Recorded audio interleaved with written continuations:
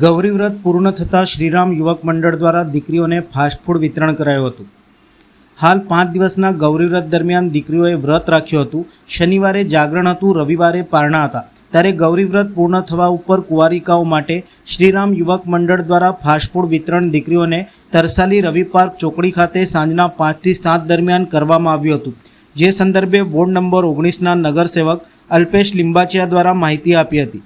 આજે હિન્દુ ધર્મમાં અતિ પવિત્ર તહેવાર દીકરીઓ માટેનો, બાળાઓ માટેનો ગૌરી વ્રતનો ઉત્સાહ નિમિત્તે 5 દિવસ દીકરીઓ કડક ઉપવાસ રાખતી હોય છે। અને 5 દિવસ પછી ઉપવાસ છોડ્યા પછી એ લોકોને તીખું, તમતમતું, મનગમતું ખાવાની ઈચ્છા થતી હોય છે। એ માટે મેં મારા વિસ્તારની દીકરીઓ માટે આજે ચાઇનીઝ, ભેલ, પાણીપુરી, મીઠાઈ વિતરણનો કાર્યક્રમ એક પ્રસાદી સ્વરૂપે રાખ્યો છે। આપ જોઈ શકો છો કે કેટલી બધી સંખ્યામાં દીકરીઓ આવી છે।